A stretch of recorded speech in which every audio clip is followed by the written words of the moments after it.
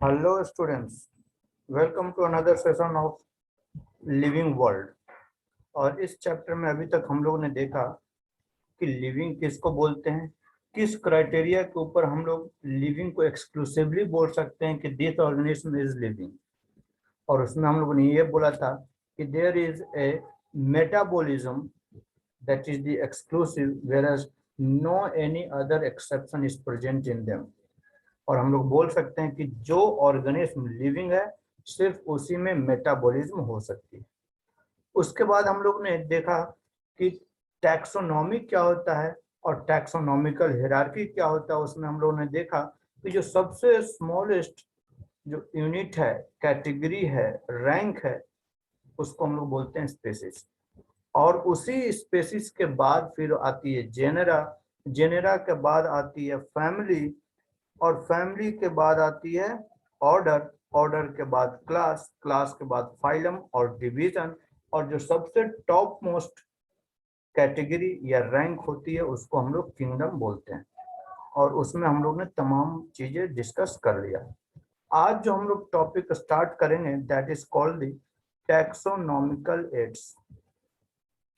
Taxonomical aids, ठीक है। अब इसमें हम लोग बात क्या करेंगे कि टैक्सोनॉमी को स्टडी करने के लिए किन किन चीजों का सहारा लेते हैं, जिसके थ्रू हम लोग स्टडी कर सकते हैं कि टैक्सोनॉमी यानी रैंक वाइज कोई प्लांट या कोई ऑर्गेनिज्म है तो किस तरीके से हम लोग उसको स्टडी कर सकते हैं, ठीक है। तो इस टैक्सोनॉमिकल एड्स में जो सबसे पहला टॉपिक आता है that is called the herbarium. क्या है? हर्बेरियम। अब ये हर्बेरियम क्या है? ये हर्बेरियम क्या है? तो समझिए ये एक स्टोर हाउस की तरह काम करता है कि जहां पर प्लांट स्पेसिमेन को रखा जाता है, ठीक है ना। और प्लांट, उस प्लांट स्पेसिमेन को कैसे रखा जाता है? तो किसी पेपर में या सीट के ऊपर उसको प्रेस करके रखा जाता है, ड्राई करके रखा जाता है, प्रिजर्व रखा जाता है, ठीक है। तो हम लोग बोल सकते हैं कि this herbarium is a store house, is a store house of, किसका? प्लांट का बोल रहे हैं, जो कलेक्ट किया हुआ प्लांट है। तो हम लोग बोल सकते हैं this is the store house of collected plants, ठीक है। कलेक्टेड प्लांट स्पेसिमेन, ठीक है। और ये स्पेसिमेन जो अब इसको कलेक्ट कर रहे हैं, अब बोले क्या कि सीट पर रखा जाता है, सीट में इसको प्रेस करके रखा जाता है, दैट मस्ट बी ड्राइड होना चाहिए। तो बोल सकते हैं the store house of collected plant specimen that are dried, pressed and preserved, preserved on sheet. और इस शीट को, यानी जिस शीट के ऊपर ये प्लांट ड्राइड फॉर्म में, प्रेस्ड फॉर्म में रखा जाता है। अब प्लांट स्पेसिमेन, प्लांट स्पेसिमेन क्या हो सकता है? प्लांट स्पेसिमेन लीफ हो सकता है, प्लांट स्पेसिमेन फ्लावर हो सकता है, प्लांट स्पेसिमेन उसका स्टेम हो सकता है, ठीक है। तो ये सब उसका स्पेसिमेन के तौर पर रखा जाता है। तो जिस सीट के ऊपर इसको प्रेस करके रखा जाता है उस सीट को हम लोग बोलते हैं हर्बेरियम शीट बोलते हैं, हर्बेरियम शीट बोलते हैं, ठीक है। तो अब बात आती है कि इस हर्बेरियम शीट के ऊपर, जैसे हम क्या बोल रहे हैं, ये एक शीट हो गया। अब अगर शीट की साइज की बात करते हैं तो ये 11.5 इंटू लगभग 16.5 इंच रहता है। जैसे आपका जो नॉर्मल पेपर रहता है ठीक उसी तरीके से ये एक पेपर है, स्टैंडर्ड साइज इसको बोलते हैं, दिस इज स्टैंडर्ड साइज। मान लिया कि हम यहाँ पर एक प्लांट का लीफ के बारे में लिखे, लीफ प्रेस कर दिए, क्या कर दिए, पहले लीफ कहीं से प्लग किए एक प्लांट से जिसके बारे में हमको आइडेंटिफाई करना है, इस लीफ को लाकर इसको ड्राई कर दिए। ड्राई कैसे करेंगे? एयर ड्राई करेंगे, सन के साथ डायरेक्ट इसको कांटेक्ट में नहीं रखेंगे, तो इसको क्या कर देंगे, एयर ड्राई, ठीक है। अब उसके बाद या फिर हम लोग क्या करते हैं, अगर फ्लावर वगैरह ले आते हैं, कभी कभार देखे होंगे पुराने जमाने फिल्मों में कि क्या करते हैं, बुक के बीच में फ्लावर प्रेस करके रखे रहते हैं, ठीक इसी तरीके से ये फ्लावर या फिर जो लीफ हुआ उसको ड्राई कर दिए प्रेस करके। अब क्या हो गया, उसको यहाँ पर चिपका दिए। ठीक है, चिपकाने के बाद अब इसमें क्या क्या इंफॉर्मेशन डालना है इस सीट के ऊपर, तो क्या डालेंगे, तो सबसे पहले इसमें डेट डालेंगे, किस तारीख को ये आइसोलेट किया गया, लाया गया है सैंपल। ठीक है, तो क्या करिए, पहले डेट दिए, फिर प्लेस दिए, कहाँ पर से इसको लाया गया है, उसका इंग्लिश नेम क्या है, उसका लोकल नेम क्या है, उसका बॉटनिकल नेम क्या है, बॉटनिकल नेम। ठीक है, पता है तो, नहीं है तो पता तो फिर हम लोग आइडेंटिफाई करेंगे। ठीक है, बॉटनिकल नेम, किस फैमिली से बिलोंग करता है, और कलेक्टर का नाम क्या है, कौन कलेक्ट किया है, इतना, कलेक्टर्स नेम, इतना चीज इंफॉर्मेशन इस सीट के ऊपर डिपिक्ट करते हैं। और ये जब पूरा तैयार हो जाता है तो इस सीट को एक स्टोर हाउस में रख देते हैं। ठीक है, तो अब ये जो जिसमें रखते हैं, इसको तो हम लोग पूरा बिल्डिंग को, जैसे लेट सपोज कि एक लाइब्रेरी है, तो लाइब्रेरी में पूरे लाइब्रेरी बिल्डिंग को हम लोग लाइब्रेरी बोल देते हैं। ठीक उसी तरीके से इस बिल्डिंग को हर्बेरियम बोल दिए। हर्बेरियम के अंदर में अब क्या होता है कि बॉक्स बाय बॉक्स, जैसे लाइब्रेरी में क्या देखते हैं, सेल्फ बाय सेल्फ आपको बुक रखा हुआ रहता है। ठीक उसी तरीके से इसमें भी एक स्पेशल टाइप ऑफ बॉक्स में इसको रखते हैं, और उस बॉक्स को बोलते हैं क्या चीज, उस बॉक्स को बोलते हैं वैस्कुलम बोलते हैं। वैसु वैसु वैसिकुलम, वैसिकुलम बोलते हैं। ठीक है, तो ये बॉक्स हो गया, it is a special type of box in which the collected specimens are kept in herbarium. ठीक है, तो ये हो गया हर्बेरियम। तो हर्बेरियम में क्या देखे कि ड्राई करके रखे, प्रेस करके रखे, मतलब these are all are collected in the form of dead, ये डेड ऑर्गेनिज्म के तौर पर इसको हम लोग प्रिजर्व करके रखे। ठीक है, अब दूसरा जो इसमें एड्स है, दूसरा जो कंपोनेंट्स है स्टडी करने के लिए हम लोग यूज करते हैं, उसको क्या बोलते हैं, तो उसको बोलते हैं बॉटनिकल गार्डन, बॉटनिकल गार्डन। अब देखिए, बॉटनिकल गार्डन में हम लोग क्या देखते हैं, वैसा गार्डन जहां पर प्लांट्स वगैरह, बॉटनी से यहाँ पर बात कर रहे हैं, botany and botany related with the plant, तो वैसा गार्डन जहां पर प्लांट्स पड़े हुए रहते हैं। और प्लांट्स, अब ये ऐसा प्लांट्स नहीं कि ये प्लांट्स वहीं का वहीं मिल रहा है, ये प्लांट्स हो सकता है जैसे मान लीजिए कि आपके घर में कुछ या गार्डन बनाकर रखे हुए होंगे, कुछ गमले वगैरह रखे हुए होंगे, तो उसमें डिफरेंट टाइप्स ऑफ फ्लावर या प्लांट्स रखे हुए होंगे, लेकिन वो प्लांट्स एग्जैक्टली वहीं पर नहीं पाया जा रहा, वो दूसरे दूसरे एरिया से लाकर अप रखे हुए हैं। मतलब this is the ex situ conservation, वो उसके नेचुरल हैबिटेट से निकाल कर अपने एक हैबिटेट में उसको स्टोर कर रहे हैं, रख रखाव कर रहे हैं, बचा रहे हैं। ठीक है, तो इसीलिए इसको हम लोग बोलते हैं एक्स सीटू कंजर्वेशन बोलते हैं, एक्स सीटू कंजर्वेशन। ठीक है, तो चलिए अब हम लोग बात करते हैं ये बॉटनिकल गार्डन क्या होता है। तो botanical garden is the collection of, collection of plants की हम बात कर रहे हैं। तो यहाँ पर कैसा प्लांट्स रहेगा, यहाँ पर वो जिंदा है, लिविंग है, तो हम लोग बोल सकते हैं कि it is the collection of living plants for reference, reference के लिए। जैसे मान लीजिए कि अगर आपके पास एक यूनिक टाइप का पेड़ है जिसका ओरिजिन हो सकता है अमेरिका में, लेकिन आप उसको अपने घर में लाकर किसी तरीके से प्रिजर्व करके ग्रो कर रहे हैं, तो आप जब किसी को बतलाइएगा तो देखने के लिए आएगा कि अच्छा कैसा ये प्लांट दिखता है, तो उसको रेफरेंस पता चलेगा ना कि किस तरीके का प्लांट दिखता है, तो वो रेफरेंस के तौर पर यूज हो गया। ठीक है, तो हम लोग क्या बोल रहे हैं कि this is the collection of living plants for reference of the plant species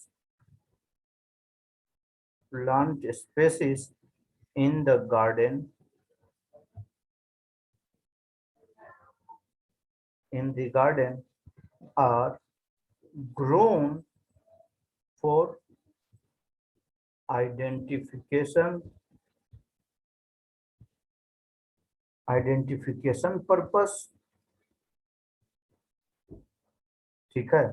और उसमें क्या देखिएगा कि जैसे बॉटनिकल गार्डन में जाइएगा तो हर प्लांट के ऊपर उस प्लांट्स का बॉटनिकल नेम और किस फैमिली से बिलोंग करता है वो डिपिक्ट रहता है, ठीक है। तो इसमें हम लोग दूसरा पॉइंट लिख सकते हैं कि each plant is labelled by its botanical name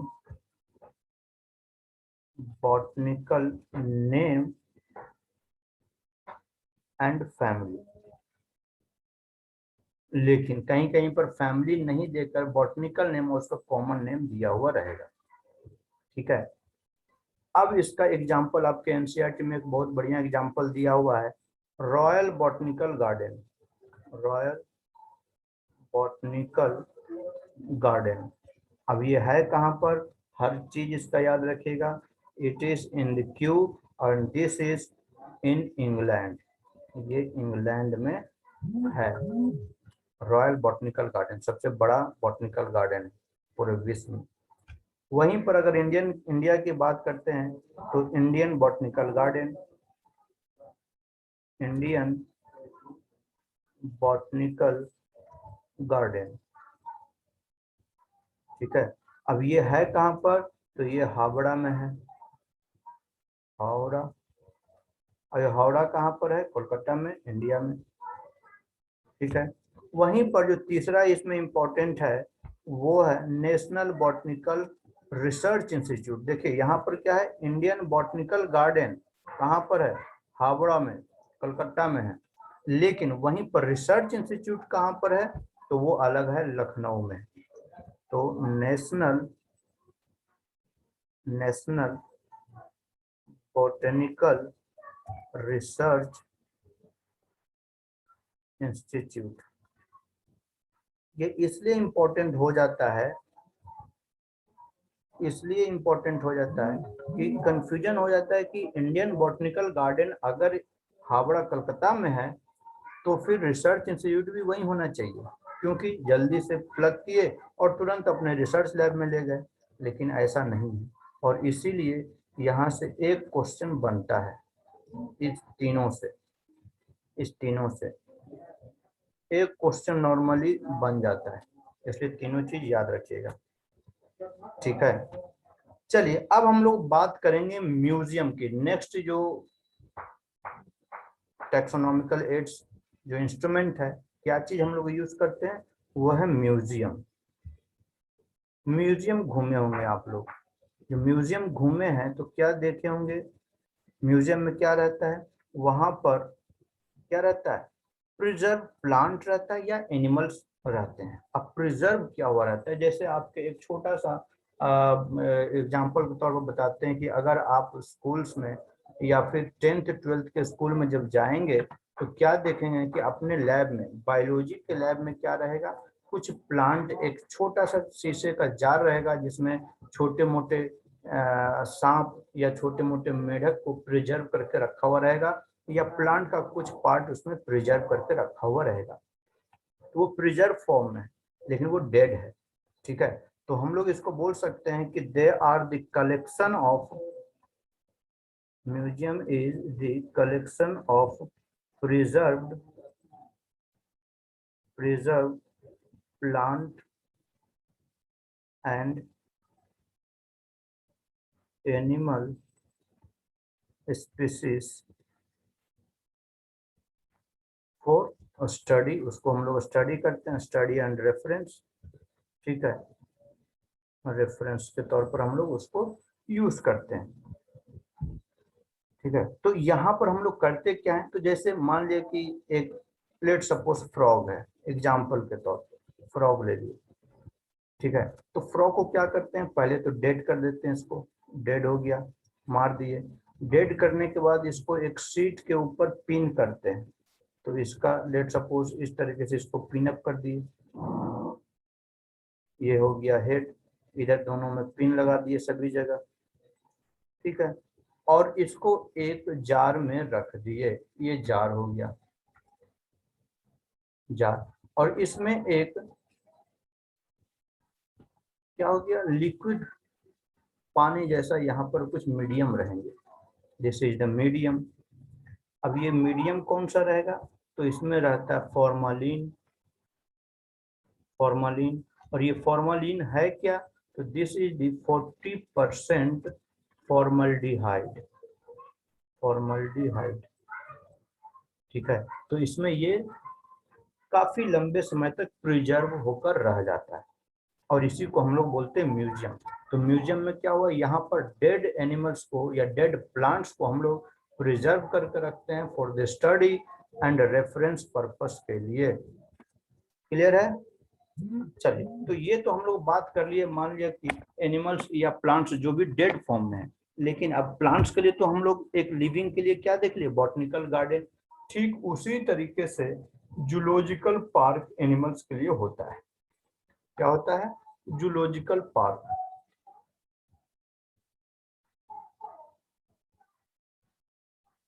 zoological park, जैसे आप जू जाते हैं, जू जाते हैं तो क्या देखते हैं, तमाम डिफरेंट डिफरेंट एनिमल्स अपने अपने केज में बंद करके रखे हुए रहते हैं। यानी हम लोग क्या करते हैं, अगर जू में जाते हैं तो लायन देखते हैं, टाइगर देखते हैं, जेब्रा देखते हैं, ये सब तमाम चीजें देखते हैं, हिपोपोटामस देखते हैं। तो वो उसका नेचुरल हैबिटेट नहीं है, उसके नेचुरल हैबिटेट से लाकर हम लोग एक कंफाइंड एरिया में उसको प्रिजर्व कर रहे हैं, उसके कंडीशन को मेंटेन करते हुए रख रखाव कर रहे हैं लिविंग फॉर्म में, ठीक है। तो this is called the zoological park. और चूंकि इसको उसको अपने जहां रह रहा था उसका हैबिटेट, नेचुरल हैबिटेट था, वहां से लाकर हम लोग एक आर्टिफिशियल हैबिटेट में रख रहे हैं, तो this is also called as ex situ conservation, ठीक है। तो हम लोग बोल सकते हैं क्या चीज, zoological parks are the place where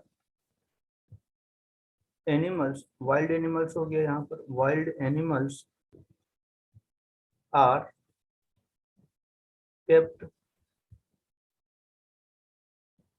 in protected environment, protected environment, ठीक है। तो प्रोटेक्टेड इन्वायरमेंट में मतलब क्या हो गया, एक्स सिटू कंजर्वेशन हो गया। क्या ये हो गया, एक्स सिटू कंजर्वेशन, कंजर्वेशन। अच्छा, यही अगर मान लिए कि जिस अवस्था में, मान ली कि एक कोई जंगल है, वहां पर ढेर सारा डिफरेंट टाइप्स के वाइल्ड एनिमल्स वगैरह रह रहे हैं, तो उसके उसी हैबिटेट में रहने देने के लिए क्या करेंगे, हम लोग चारों तरफ से एक बाउंड्री क्रिएट कर देंगे कि ताकि कोई आदमी का यानी ह्यूमन इंटरफेरेंस उसके साथ ना हो। तो चूंकि उसी के हैबिटेट में अगर उसको प्रोटेक्ट कर रहे हैं, प्रिजर्व कर रहे हैं, तो उसको हम लोग इन सिटू कंजर्वेशन बोलेंगे। और जबकि हम लोग उसके हैबिटेट से बाहर लाकर एक प्रोटेक्टेड इन्वायरमेंट में रख रहे हैं, तो उस वैसे टाइप के कंजर्वेशन को हम लोग एक्स सिटू कंजर्वेशन बोल देते हैं, ठीक है। चलिए, तो ये तो हम लोग बात कर लिए क्या चीज, जूलॉजिकल पार्क्स के बारे में बात कर लिए। अब एक टर्म आता है that is called the key. ये बड़ा इंपॉर्टेंट टर्म है, इससे एक क्वेश्चन आपको हो सकता है पूछ दे, ठीक है।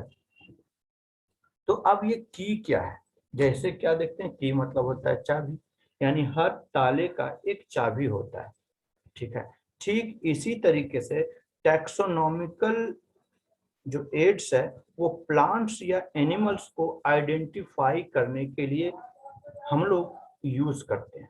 अब ये आइडेंटिफिकेशन कैसे करेंगे, तो सिमिलरिटीज एंड डिससिमिलरिटी के ऊपर करेंगे। जैसे लेट सपोज, मान ले कि you are a human beings, अगर कोई देखे और आप ही के जैसा उसके पास भी वो एक आदमी कोई तीसरे आदमी को देखता है और उसको लगे कि अरे ये तो इसी के जैसा, इसके पास भी हेड है, इसके पास भी 2 लेग्स है, 2 हाथ है, नाक भी इसी तरीके का है, फेस भी इसी तरीके का है, मतलब कि वो भी क्या है, ह्यूमन बीइंग है, ठीक है। यानी सिमिलरिटी एंड डिससिमिलरिटी के आधार पर हम लोग टैक्सोनॉमिकल आइडेंटिफिकेशन करते हैं, उसको हम लोग की बोलते हैं।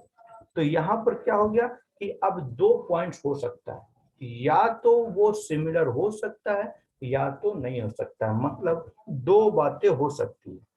ठीक है, और 2 बातें हो सकती है तो इसको हम लोग कपलेट टर्म भी यहाँ पर यूज करते हैं, कपलेट।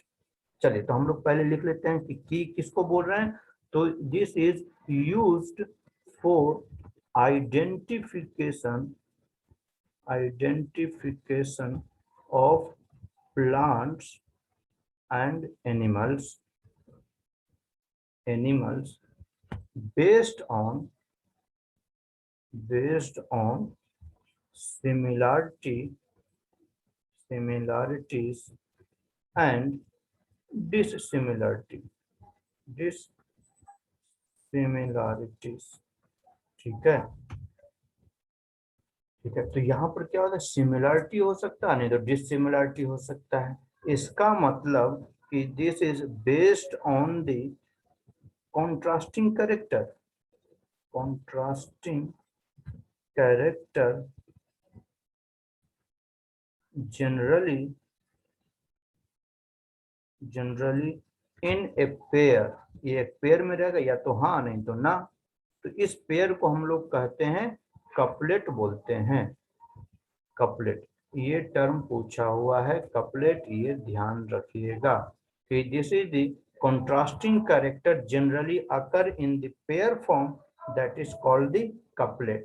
और इस की में हर एक स्टेटमेंट लीड्स की तरह काम करता है। जैसे अभी एग्जांपल के तौर पर हम लोग डिस्कस करेंगे, क्या बोल रहे हैं कि each statement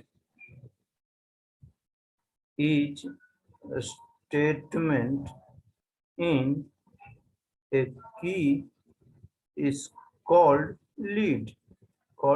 leads। जैसे देखते हैं, कोई भी मान लीजिए क्राइम हुआ, जैसे एग्जांपल के तौर पर हम बोल रहे हैं क्राइम हुआ, आजकल न्यूज में सुन ही रहे हैं क्राइम। तो क्राइम जब हुआ तो क्राइम सीन पर लेट सपोज ब्लड सैंपल मिला, तो ब्लड सैंपल अब इस क्राइम जिसका हुआ उसके परिवार वालों को लगा कि हो सकता है एक पर्सन ये हो, या हो सकता है 2 या 3, इस पर क्राइम सस्पेक्ट के आधार पर 3 आदमियों का हो सकता है। तो ब्लड सैंपल या तो इसका हो सकता है, या तो इसका हो सकता है, या तो इसका हो सकता है। ठीक है, या हो सकता है या नहीं भी हो सकता है। तो क्या हुआ, 2 बातें हो गई। अगर हुआ, लेट सपोज अगर इसका हुआ तो फिर इसको आइडेंटिफाई करना शुरू करें, और अगर नहीं हुआ तो दूसरे वाला पर जाएंगे। तो क्या हुआ, 2 बातें हो गई, या तो होना है या तो नहीं होना है। यानी इसी को क्या हुआ कि इसी को कपलेट बोल रहे हैं, और हर एक स्टेटमेंट आगे के लिए लीड्स का काम करना शुरू कर दिया। अगर ये आइडेंटिफिकेशन करके ब्लड सैंपल इस पर्सन को मिला सेकंड नंबर के, तो अब इस पर्सन को आइडेंटिफाई करना शुरू करेंगे कि हाँ भाई ये पर्सन कहाँ पर है, कैसे आया था, क्यों मारा था। तो उसको लीड्स बोलते हैं कि क्यों कैसे कैसे हो रहा है, उसी को हम लोग लीड्स बोलते हैं।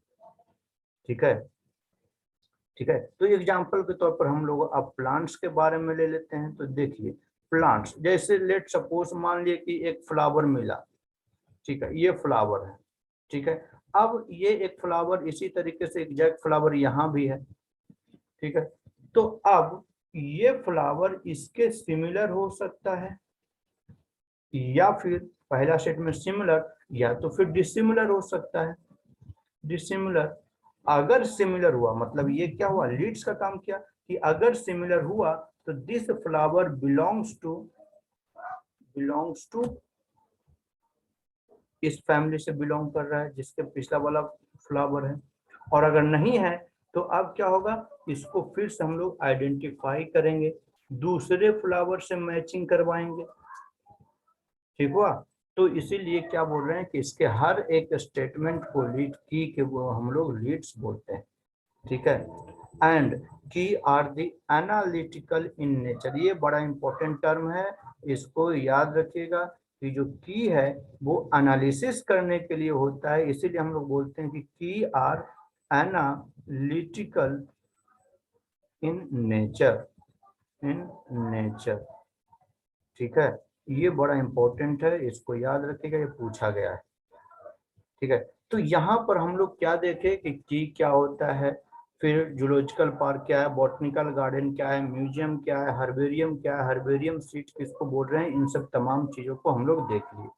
ठीक है, अब यहाँ पर मान लिया कि हो सकता है आपको कभी कभार फ्लोरा एंड फौना लिख दे, फ्लोरा एंड फौना, फौना। अब ये फ्लोरा एंड फौना क्या है, तो अगर हम लोग प्लांट्स के बारे में स्टडी कर रहे हैं तो उसको हम लोग फ्लोरा बोलते हैं, और अगर एनिमल के बारे में स्टडी करते हैं तो उसको हम लोग फौना बोलते हैं। जैसे मान लीजिए कि हम लोग बोल दिए क्या चीज, कि जैसे जूलॉजिकल पार्क या जू हो गया, तो जू को हम लोग तो वहां पर एनिमल रख रहे हैं, लेकिन ऐसा नहीं कि सिर्फ एनिमल है, वहां पर प्लांट्स भी लगे हुए रहते हैं। तो हम लोग बोल सकते हैं कि this area it contains flora and fauna. Flora का मतलब प्लांट्स भी हो गया एंड फौना का मतलब एनिमल्स भी हो गया। ठीक है, तो ठीक अब इसी तरीके से की के बाद हम लोग डिस्कशन करते हैं जो छोटे छोटे होते हैं। जैसे मान लिए कि हम लोग बोलते हैं मैनुअल्स बोलते हैं, तो मैनुअल्स में क्या है, तो मैनुअल्स में किसी स्पेसीज का जो कि एक एरिया में पाया गया है उसका पूरा आइडेंटिफिकेशन या इंफॉर्मेशन प्रोवाइड करता है। तो this manual is useful in providing information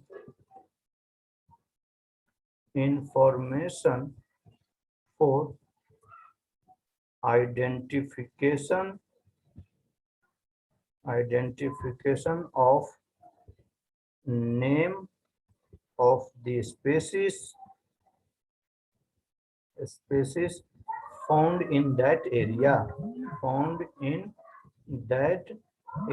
उस एरिया में जो पाया जा रहा है उसका पूरा फुल इंफॉर्मेशन प्रोवाइड करने वाले को हम लोग मैनुअल्स बोलते हैं। जैसे आप लोग क्या पढ़ जाते हैं, कहीं जाते हैं, जैसे लेट सपोज मान ले कि आप गए रेस्टोरेंट में गए, तो क्या आप देखते हैं, हम लोग मंगवाते हैं मेन्यू कार्ड, मंगवाते हैं मेन्यू कार्ड, तो this is the manual form, उसमें क्या क्या लिखा हुआ, क्या क्या चीज मिलने वाला है यहाँ पर, उसके बारे में इंफॉर्मेशन दिया हुआ है। तो ठीक उसी तरीके से मैनुअल्स रहते हैं जो कि आपको पूरा फुल इंफॉर्मेशन किसी स्पीशीज को किस एरिया में पाया जा रहा है उसका पूरा इंफॉर्मेशन उस मैनुअल से मिल जाएगा।